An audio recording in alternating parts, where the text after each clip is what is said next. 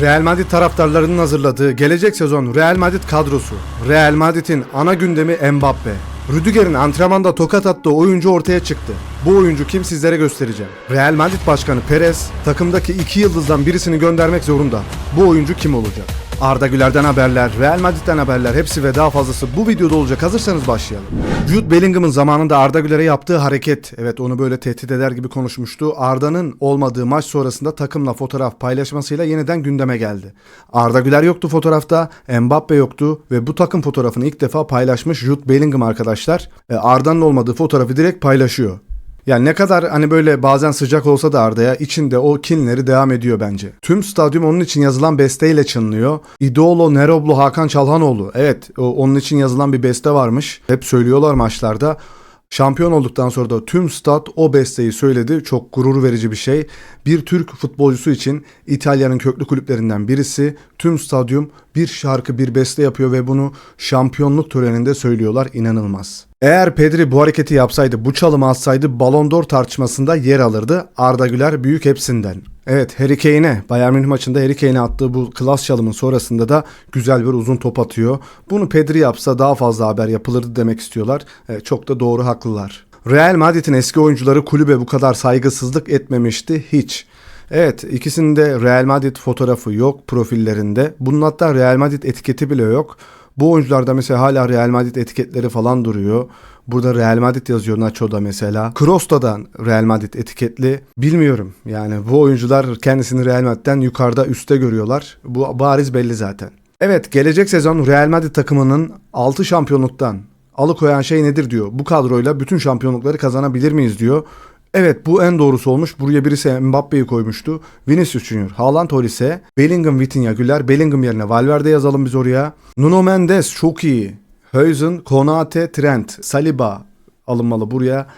Trent de gönderilip başka bir sağ bek alınması gerekiyor. Sizlere soruyorum, bu kadroya 2 tane oyuncu alma hakkınız var, 2 tane de oyuncuyu gönderme hakkınız var. Yorumlar kısmına bir yazın bakalım. Son dakika Real Madrid'den birçok oyuncu Mbappe'nin son zamanlardaki davranışlarının fazla bireysel olduğunu düşünüyor.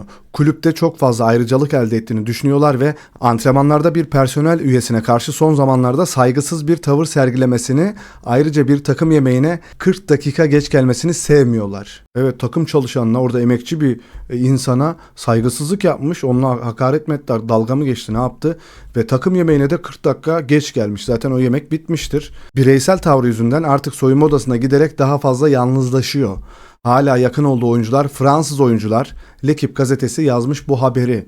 Böyle yalnız kalırsın egonla. Yani egon olduğu sürece zaten senin yanında kimse durmayacaktır, kimse kalmayacaktır. Senin bu kadar egondan sonra Ester de bir gün seni terk eder. Türkiye'nin büyücüsünün büyüsü ve Real Madrid. Umarız iyileşir ve harika bir Dünya Kupası olur.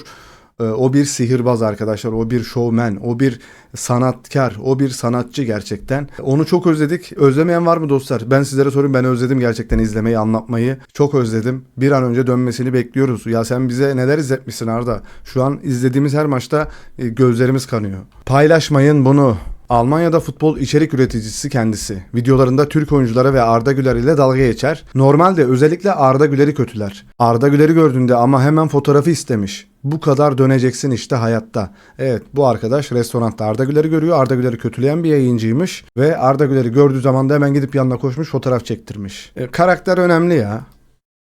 Kamavinga, Bayern Münih'e karşı kırmızı kart sonrası takım arkadaşlarım doğrudan soyunma odasına gelip beni desteklediler. Onlar bana bunun benim hatam olmadığını ve hakem hatası olduğunu söylediler. Bunu bir hata olarak kabul ettim. Hatta kulüp bile bana bunun benim hatam olmadığını söyleyen mesajlar gönderdi. Futbol nankör bir spor. Arka arkaya 10 muhteşem maç oynayabilirsin ama bir kötü maçta hata yaparsın ve her şeyi unuturlar. Özellikle de Real Madrid'de bu şekilde.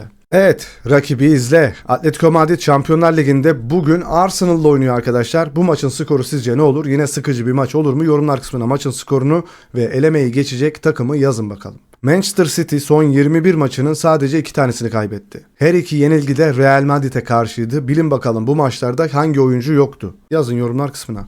Arbeloa soyunma odasındaki en büyük oyunculardan en çok destek alan isim. Vini ana destekçisi olarak öne çıkıyor. Soyunma odasındaki herkes Arbeloa ile çok rahat hissediyor ve onun kalmasını istiyorlar. Marca gazetesi Arbeloa kalsın diyormuş. Siz Arbeloa'nın kalmasını ister misiniz? Mesela Mourinho mu gelsin, Arbeloa mı devam etsin?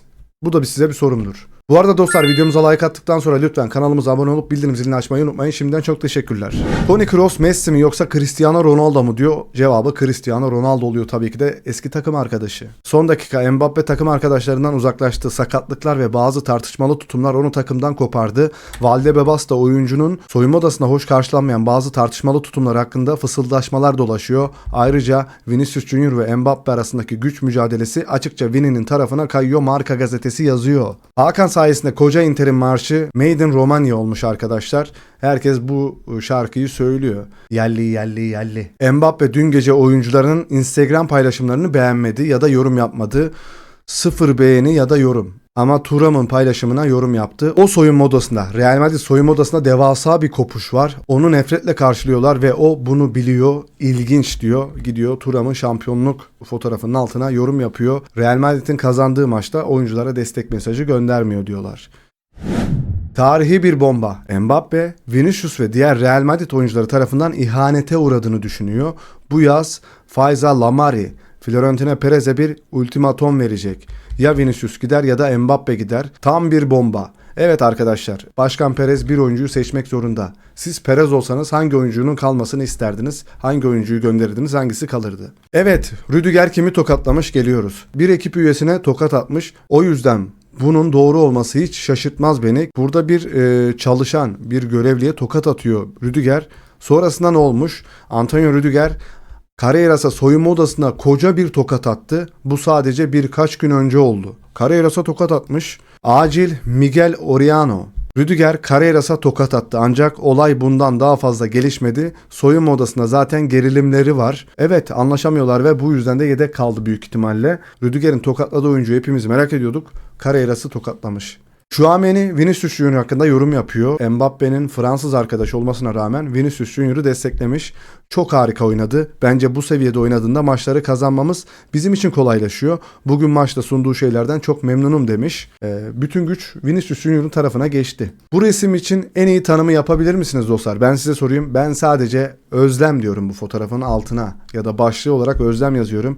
Sizler ne yazarsınız? Yorumlar kısmına süre belirterek yazabilirsiniz. Evet, Simeone'ye bir soru soruluyor. Bu sezon Şampiyonlar Ligi'nin lig aşamasındayken Londra'da Arsenal'a 4-0 yenilmiştiniz. Totem olarak kaldığınız oteli değiştirdiniz mi? Simeone, oteli değiştirdik ama daha ucuz olduğu için diyor. Evet, Arsenal için şampi diyebilir miyiz? Manchester City 3-3 kaldı. Arsenal şampiyonluğa daha da yaklaştı. Ne dersiniz? Arsenal asırlar sonra diyeceğim, neredeyse yıllar sonra şampiyonluğu göğüsleyebilir mi? Galatasaray'ın bu yaz büyük hedeflerinden birisi Bruno Fernandes transferi, ancak Manchester United'ın Şampiyonlar Ligi'nde yer alacak olması bu transferin gerçekleşme ihtimalini oldukça düşürüyor. Bu transfer zor bence de. Santos antrenmanında Neymar, Robinho'nun oğlu Robinho Junior'ın çalım atmasına sinirlenip yavaş ol uyarısında bulundu. Uyarı sonrası iki oyuncu arasında tartışma çıktı ve Neymar Robinho Junior'a sert bir tokat attı. Oğlum bu ne ya? Dünya tokatlama günü mü ya? Oğlum tokatlı mısınız siz? Nerelisiniz abi? Bu ne? Niye küçücük çocuğu tokatlıyorsun? O çocuğu övmen lazım senin. Ayıp etmiş Neymar. Karim Benzema'nın Mbappe ile ilişkisinin Vinicius Junior ile olduğu kadar iyi olup olmadığı belirsiz. Milli takımda takım arkadaşı olmalarına rağmen Benzema orada oynarken Mbappe'nin Real Madrid'e transfer olmak istemediği birkaç an yaşandı. Benzema'nın Vinicius Junior'un son Instagram paylaşımına number one, yani sen bir numarasın yorumu yapması Mbappe mi yoksa Vinicius mu takımın lideri olduğu konusunda tartışmalara yol açtı demiş. Fransız Benzema Brezilyalı Vinicius Junior tarafına geçmiş. O bile geçmiş. Net bir fotoğraf, ne bugünkü maç hakkında bir yorum. Şimdiden defol git diyorlar Mbappe'ye. Hiçbir paylaşım yapmadı. Profil fotoğrafında da zaten Real Madrid falan da yok. Lautaro Martinez geçen yaz ne demişti? Burası ciddi bir kulüp. Kupalar için savaşıyoruz. Inter'de kalmak isteyenler savaştığını göstermeli. Aksi takdirde eşyalarınızı toplayın ve çekin gidin.